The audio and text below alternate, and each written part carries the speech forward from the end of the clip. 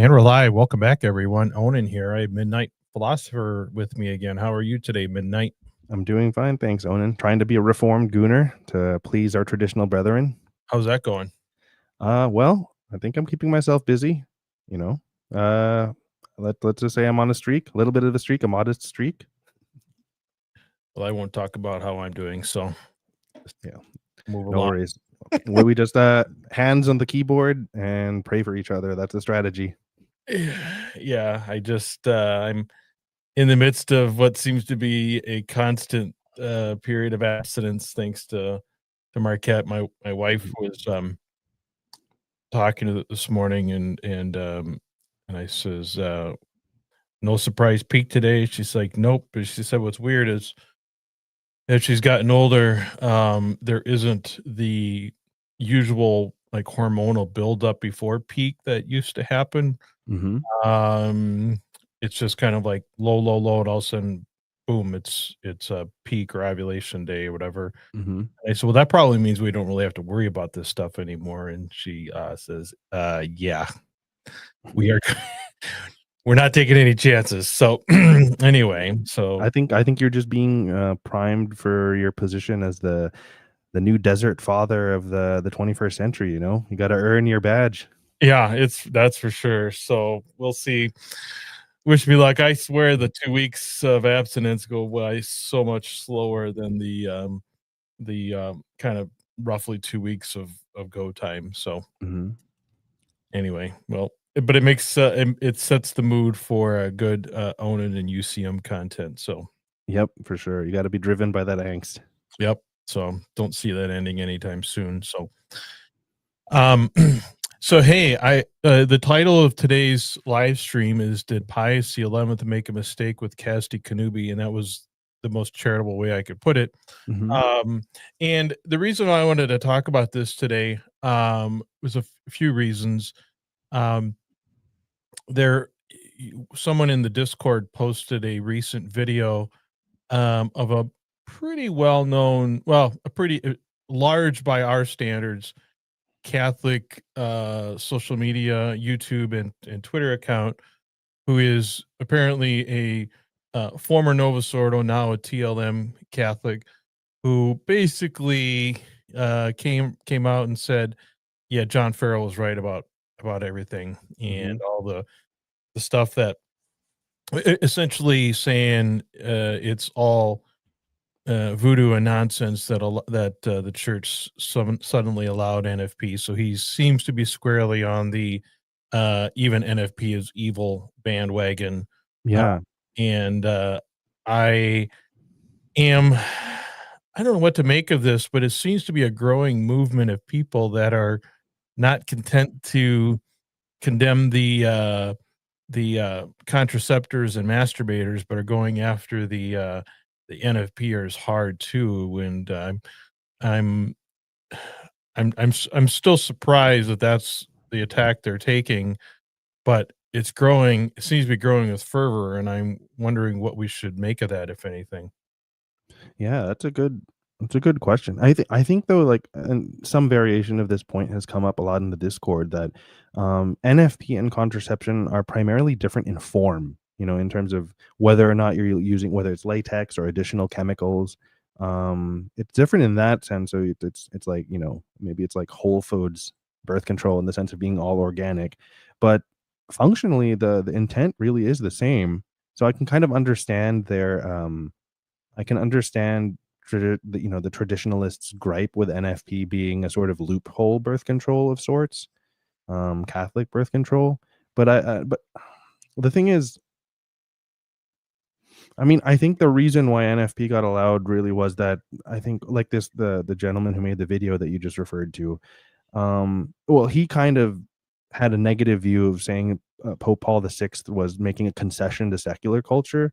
Mm. But the way I see it is, okay, let me agree with him. Yes, Pope Paul VI may have made a concession to secular culture, where I would say my conclusion is that's a good thing in the sense of taking into account new information and more testimonies from married people, and I'm sure he must have been savvy to what people in the birth control commission were saying.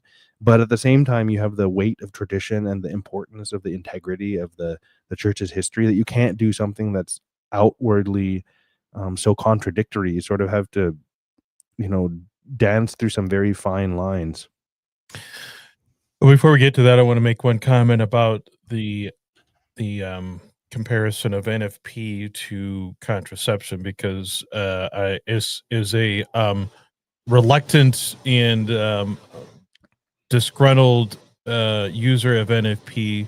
I always find the comparisons funny, because to me it's like, let's say I need to lose weight, and there are, let's say, two options for me to lose weight is to go in and have um let's see, stomach surgery. What do they call that? Was it gastric bypass? Yeah, I could get gastric bypass, or I could run a marathon every day for the next however long to lose the weight. Functionally, intentionally, I'm accomplishing the same thing, but one is really, really hard, and the other one is more or less easy. Mhm. And so I think contraception and NFP differ in just how damn hard one is and the other one is, and I think that's in many ways the reason why the Pope more or less allowed us to use NFP, because it's so miserable to use that it's really hard to abuse. At least that's my position. Now, of course, these trad folks disagree, and they refer to this contraceptive mentality of NFP, which I think is pretty bogus. Actually, no one puts up with NFP long term unless they absolutely have to. That's my Mhm. own personal feeling. But I think, you know, that's a certainly valid point of view, and on that point, I'll absolutely defer to you just because you have a greater wealth of experience in that department. But yeah, the whole idea of contraceptive mentality, that I've been, you know, I've heard that so much in the last decade and a half from the pulpit, and now, you know, through, you know, the whole YouTube traditional Catholic space. And I think that in so many ways, that's such a blatant mischaracterization of what's going on in the world right now. I mean, I'm not saying that there aren't people that are just, you know, I don't want to demonize anyone, but sure, there's a certain amount of reckless hedonism and selfishness and maybe a repudiation of traditional family structures that exists in the world. But I just don't. I think it's much more a sea of gray in terms of what people are dealing with at various points in their lives and their marriages. I think I've said this for like the 267th time on the Discord, that I keep just people announcing, you know, that they're expecting children, and you know, they're you know, most of these folks are around my age, so mid 30s. You know, maybe they took the time to establish their career, and you know, maybe the road to finding their spouse was messier than we'd like, if you know, we were doing this in a truly Catholic way.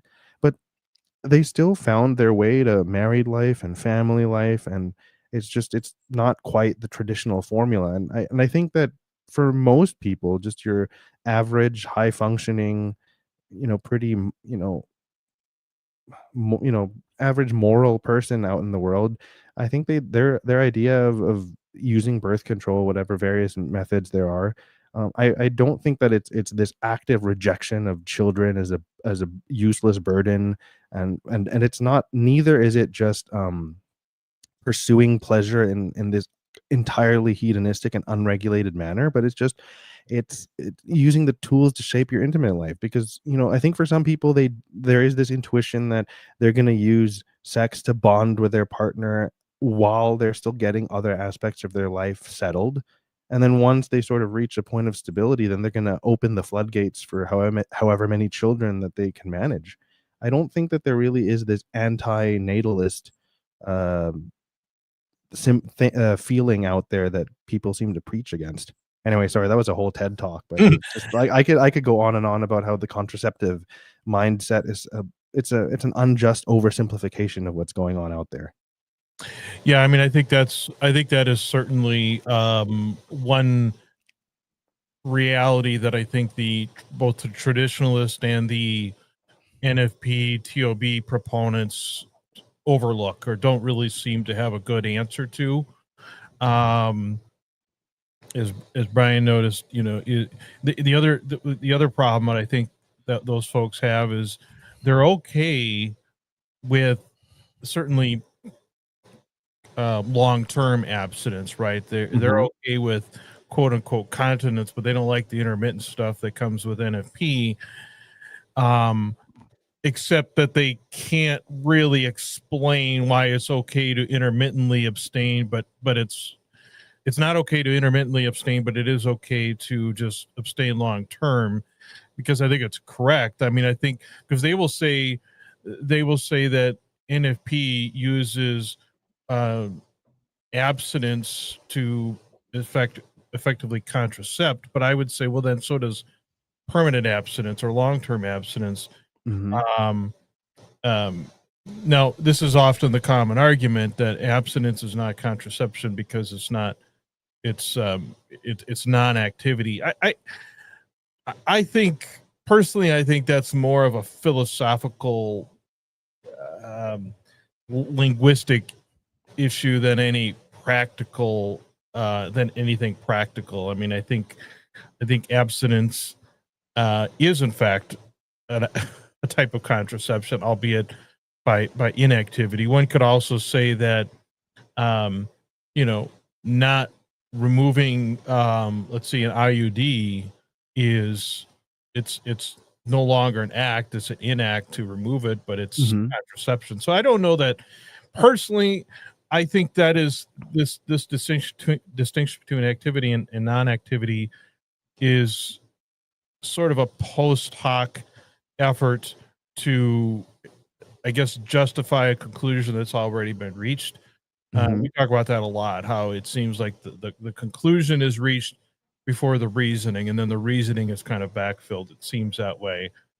Um, but, you know, the other thing, that, you know, the one point that I think these folks make that I think is sort of true is the theology of the body and Humanae Vitae in some ways is a, um it's kind of a mess. It doesn't, it has a lot of things about it that don't make sense. And there is, I think there is this conflict, if you will, between what Paul VI seems to say in Humanae Vitae and what John Paul II said in Theology of the Body, and what was previously said, such as Casti Connubii. I mean, I think that seems to be the big argument is, well, they're in conflict, and therefore we have to disregard Humanae Vitae and Theology of the Body. But no one ever, you notice they never question or challenge Casti Connubii.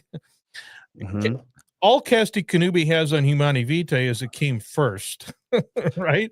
Yeah, but it reminds me of a comment on the UCM channel. It was your good friend Diane, who still won't show up on the show, but I think she made some similar argument that like the truth of the church's teaching is largely grounded in the length that those teachings have been held. So Oh, yeah. there is a sort of bias towards what's older or what Yeah. came before. Yeah. Well, that I think is kind of the two-edged sword of Catholicism, is that we hold largely without further circumspection or analysis things that have been held a long while. I mean, tradition is sort of one of the marks of Catholicism that is, I guess, in some respects, a strength that non-Catholics don't have, but it also is, it can be impediment, I think, to Yeah. absorbing and accounting for new information, if you will.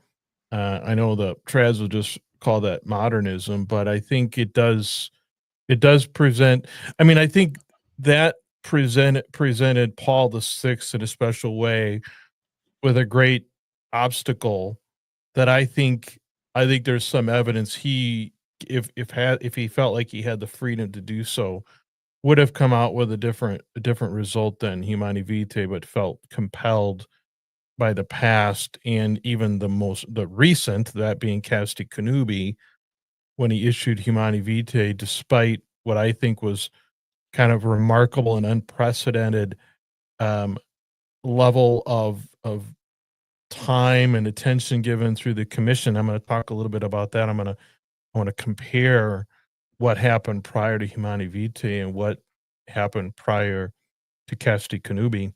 Mhm. But I think it's I think it's correct that the John Farrells and the Trads of the world recognize some of the incongruities, if you will, or problems with Humanae Vitae and theology of the body when compared to Casti Connubii and certainly older either documents or writings of church fathers like Augustine and stuff like that. And so their response, of course, is never to question the old stuff, but only to question the new stuff. And maybe that is the proper way, but they don't really reject this Humani Vitae on the merits or defend the old stuff on the merits. They simply disregard Humani Vitae in the fact that it's different from what came before. And Mhm. what came before is just sort of given this presumption of validity because it came before and or has existed for a long, long time. And I get that. I understand the reasoning behind it, but it it very much bypasses, I think, any critical analysis of the relative merits of, let's say, Humani Vitae and theology of the body versus Casti Connubii or even alternatives to those. Yeah, I definitely agree. I think the deference to tradition can become a ball and chain. Mhm. I mean, it's an anchor that keeps the ship from straying too far into harmful territory, but it's also a ball and chain that prevents progress.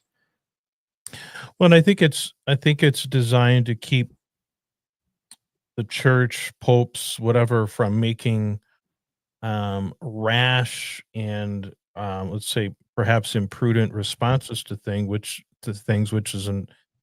is very very nice segue actually to what I wanted to talk about with Casti Connubii. So I think most of the people listening to this are probably familiar with Connubii, but if not, it was an encyclical written, in late 1930, and I'm gonna go so far as to it was December 31st, 1930, written by Pope Pius the 11th. I think the last pope that the Sedevacantists recognize, maybe not,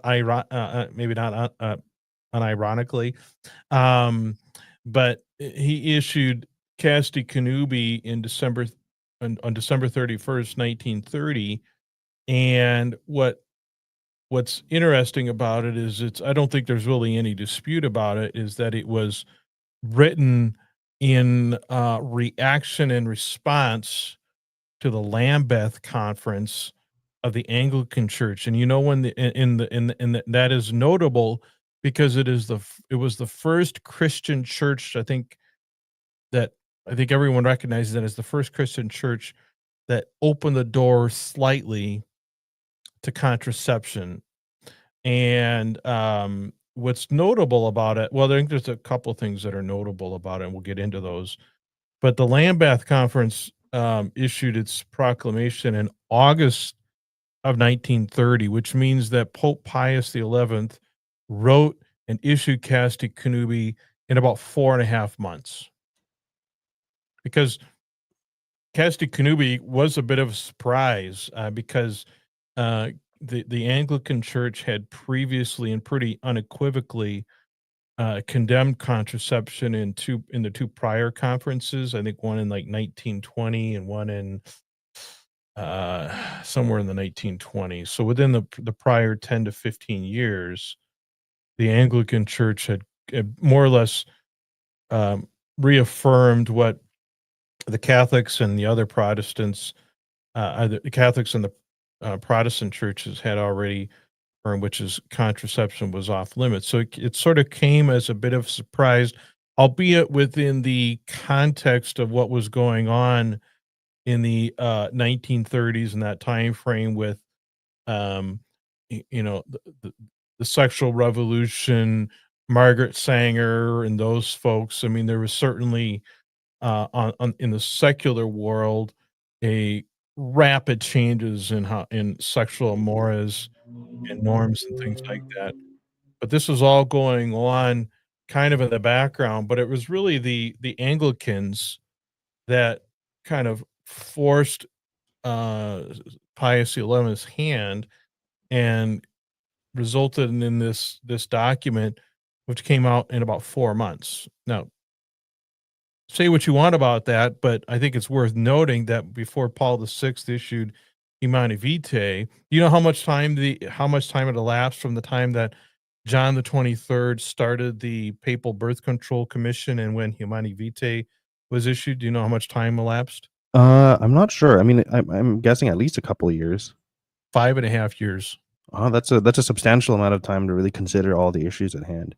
So 5.5 years from the beginning of the commission until Paul VI issued Humanae Vitae, and 4 months that that Pius XI, and I think there was some urgency there, and I I did some checking, and I don't think there's any evidence that Pius XI did anything comparable to what John the 23rd and Paul VI did, which is bringing in the laity. And even with that, even the birth control commission, at least at first, as I understand it, was only minorly made up of, let's see, married people, but as it went on, they grew and they added more.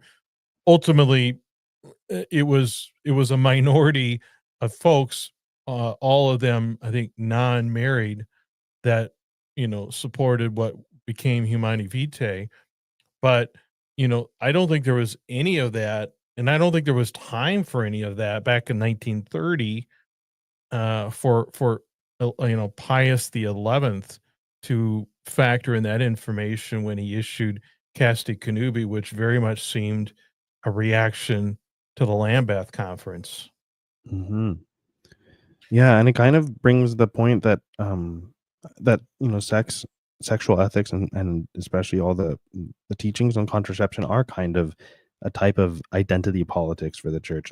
I think it's part of the image of absolute immovable correctness, especially given the constant fragmentation within Protestant denominations.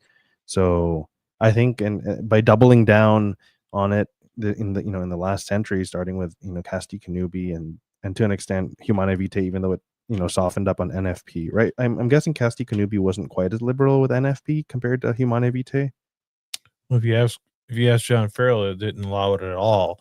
But it really didn't talk about it because I don't think NFP was really a thing. Uh, Yeah. Maybe the calendar method, Hmm. but it was reacting to the question of contraception, not really, I think, NFP or the calendar method. So it really doesn't talk about it. Yeah. In kind of vague terms, it doesn't really talk Mhm. about it, I don't think. Because really at that point, it's still everything is subservient to procreation, right? There was no real recognition of the unitive element being on equal footing with the procreative element of the sexual act. Um, and I think the difficult thing too there is that yeah, there is no openness to to deepening our understanding of human sexuality. That not only, not, I know that we talk quite a bit about um, a lot of the sexual ethic being based on a faulty biological understanding of genitalia, and especially of how sperm and egg meet, and how men and women's parts function, but also just in terms of the emotional and sociological element of how a husband and a wife relate to each other. That everything that's not actively trying to beget kids is concupiscence. And I think that we still have that Augustinian scrupulosity about any kind of pleasurable sensation from sex, and seeking that while suppressing the potential for children is the utmost evil to these people. Well, and not only that, but I think it's worth pointing out what was going on with the Lambeth Conference, which, you know, I want to take a note. I think one of the reasons, like, I titled this episode the what I did is it feels like Pius the 11th and the church were sort of leading from behind on this because now the Anglicans, I don't know how if they met every year or so many years, but they regularly got together and talked about these things, and I think had in fact done so, like I said, in the 2 prior conferences, or 2 of the prior conferences had expressly looked at and declined to open the door to contraception. But the Anglicans at least were regularly um, checking in with each other and grappling with these issues. I don't I don't know that there's any evidence that the popes were doing that. There's some, I've heard there's some indication of Leo the 13th had um some sort of encyclical writing. I think he was back in the late 1800s, but I don't think there was much. I don't think there was much in actual, in terms of authoritative documents in recent history prior to Casti Connubii, which is why he wrote it. But it seems to me, it seems at least possible to me that the other churches were maybe waiting for the church to make a decision here, to do something, but they didn't. The same circumstances that were being presented to the Anglicans were presented to the church in Pius XI, and he didn't do anything until he was forced to do something about it. So I think it's noteworthy.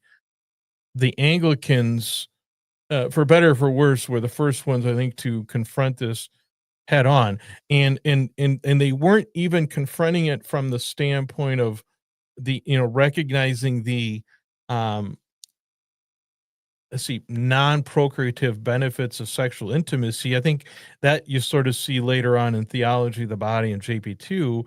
But really what's going on in the 1930s was the fact that, we had the depression either starting or going on, and you had so much poverty, and you had people that literally couldn't afford all these children that they were had, and had no real way to stop it. And so the Anglican Church was really looking at it from the standpoint of, can we give people anything to work with to control how many children they have when they desperately need to postpone, pregnancies for a while. So it was really that practical thing that was presented to the Anglicans. It really wasn't about, we want to recognize unity and pleasure and all that kind of stuff. It was actually a very practical thing Mhm. the Yeah. Anglicans, at least according to the documents, were trying to wrestle with that set of circumstances. Yeah, and I think in allowing contraception or birth control of any kind, there is also the admission that sexual intimacy is a need, um, in a positive sense, not just I think the traditional, um view tends to be it's for some kind of comfort or the relief of concupiscence, but more than that, more than just scratching some base animalistic urge, there is like there is a deep intimacy that's formed between the husband and the wife, and you're right, it's just theology of the body, and then before that, Casti Connubii doesn't really respect that practical dimension of sometimes the situation just isn't right to welcome new life, but the need for a husband and a wife to come together still exists, and I think it's very unfair and even unjust to fail to recognize that. And I think you might be surprised. People might be surprised at now. What we have now is the benefit and or disadvantage of hindsight. So a lot of people will point to, well, don't just look at the Lambeth Conference. Look at where the Anglican Church is now, and look where all the other Protestant churches are now. And I get that. I mean, it's essentially the whole slippery slope argument played out. Is we should be judging any um, softening of the rules when it comes to contraception based on what some would point to as horrible results, and maybe that's true. But I think what's interesting is, I'm going to pull up the Anglican. So I'm going to read this for you because I think this is really, really noteworthy. So the Lambeth Conference Resolution 15 states as follows, and I'm quoting this, at least according to ChatGPT: where there is a clearly felt moral obligation to limit or avoid parenthood, the method must be decided on Christian principles. So, and so it goes on. The conference agrees that in those cases where there is such a clearly felt moral obligation to limit or avoid parenthood, and listen to this, and where there is therefore a morally sound reason for avoiding complete abstinence, Mm. the conference does not condemn the use of other methods, provided that this is done in the light of the same Christian principles. The conference records its strong condemnation of the use of any methods of conception control from motives of selfishness, luxury, or mere convenience. In opposition to the teaching which, under the name of science and religion, encourages the use of unnatural means for the avoidance of conception, it calls attention to the need of education in the moral and spiritual principles involved and the need of self-control and discipline. That's what that's the pertinent section of the Lambeth Conference declaration, which I don't know, you know. That's remarkably more conservative than I would have Yes, predicted. yes, exactly. That's not the way it's portrayed, certainly by um, critics of the Anglicans. But you know, you look at that, and that's and that is what Pius XI was so horrified by, that he had to react to it with Casti Connubii. That's It wasn't wild. it Yeah. wasn't a declaration, "Hey, do whatever the heck you want," kind of thing. It was that was what Pius XI was reacting to. Mhm. Yeah, I don't know. I have to admit, like, I haven't done my due diligence, and I've never read, the statements from the Lambeth Conference. I guess I just always, trusted the standard Catholic apologetic about it. But I guess my impression was always that they were having like Henry VIII style orgies the moment that the Right, conference was concluded. right. Yeah, I just think I think it is remarkable that, because I think I mean, I don't know.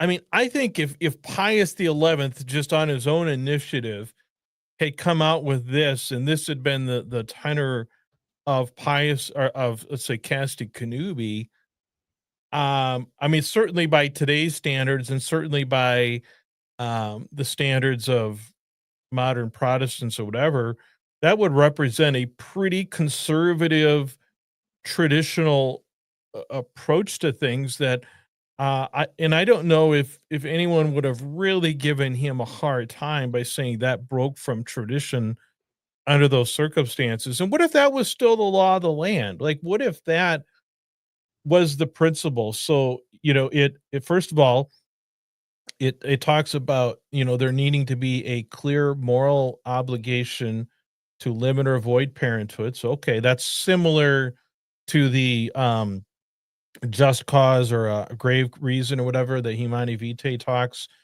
about. But there, this really clear, you can't just willy-nilly decide not to have kids. There has to be some strong moral obligations, and it defers, or recommends complete abstinence unless there are, quote unquote, morally sound reasons for where why that's not possible.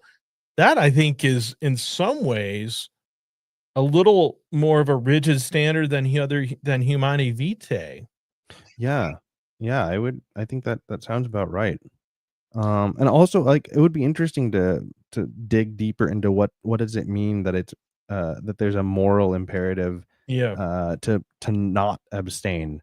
And I wonder if they would take a positive or negative view about human desire. Like, are you morally required to have sex because you're trying to relieve concupiscence, or are you morally required to have sex because it actually actively yeah, does good for the marriage by in experiencing that level of bond with your spouse? correct.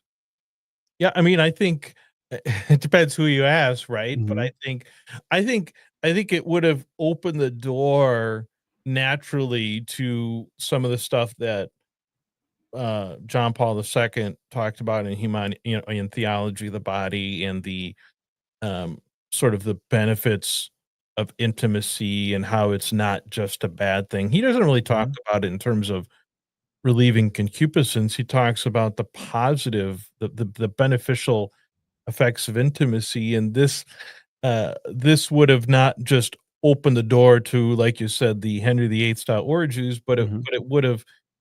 it would have presumably opened the door for a something of a conscientious a discernment between good reasons and not good reasons for employing, whether it's NFP or the birth control pill or something like that.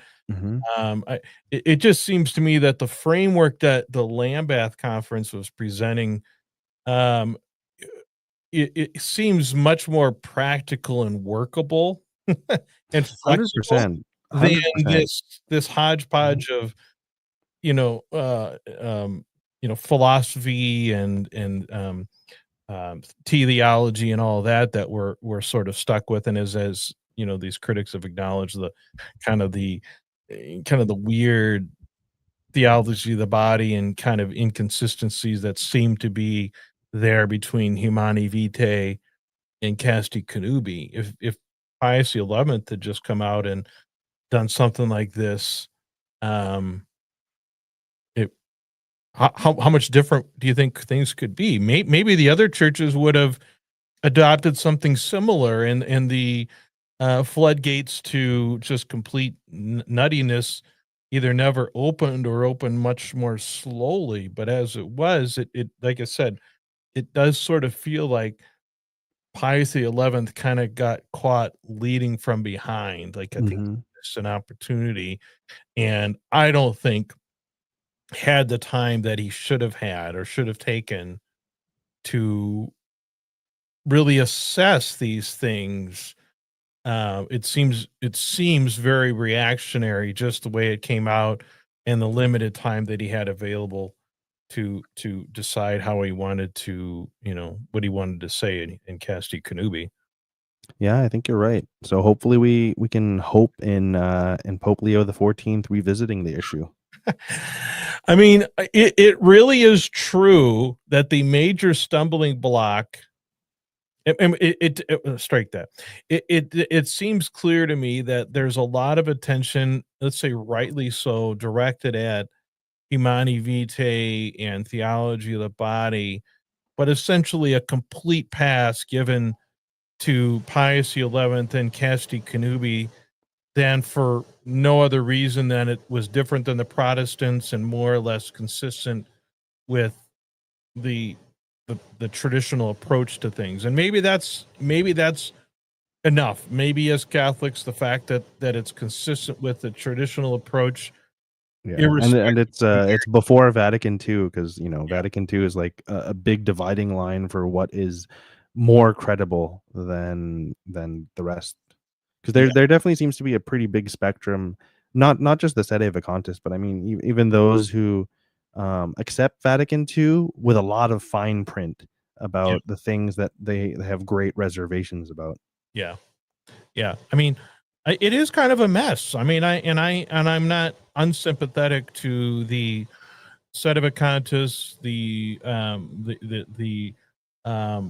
traditionalists who have kind of rejected or had skepticism of Humanae Vitae and theology of the body. I just think maybe they ought to just continue that and analyze. Are we not allowed to ask? Was Casti Connubii properly thought out? What was it?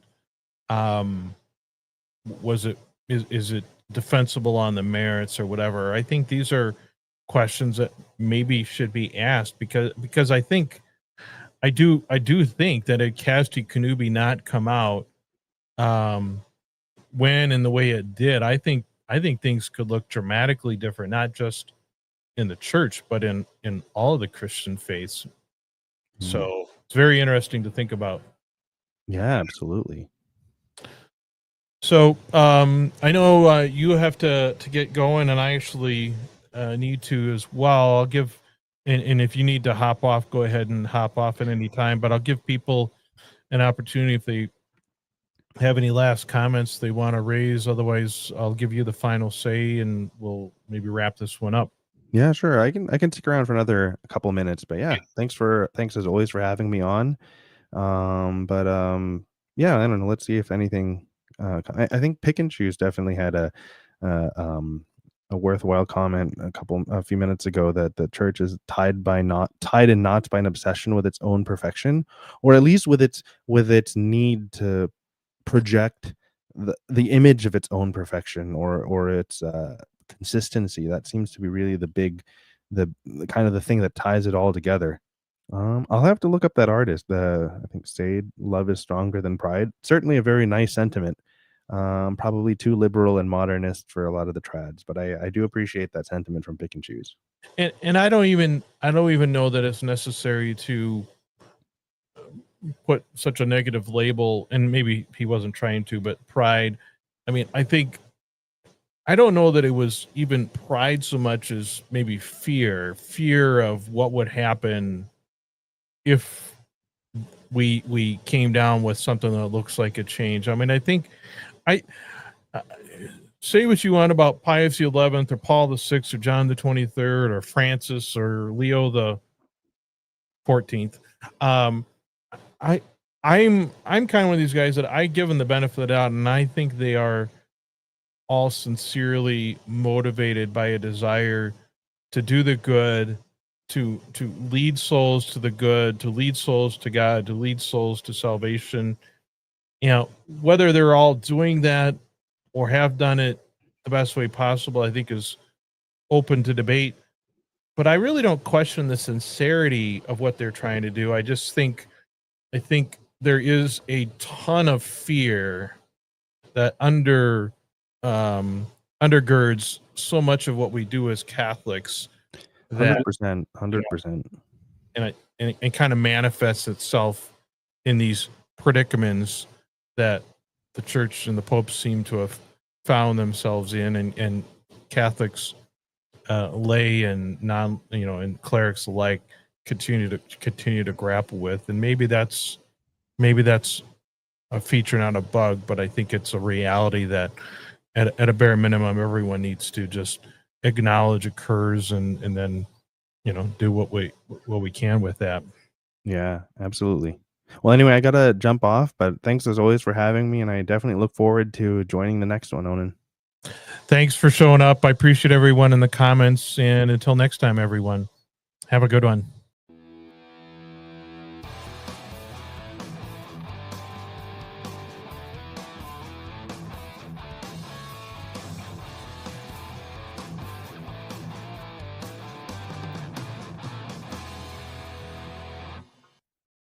All right, take it easy, buddy. Thanks, man. I'll be in touch. Take care.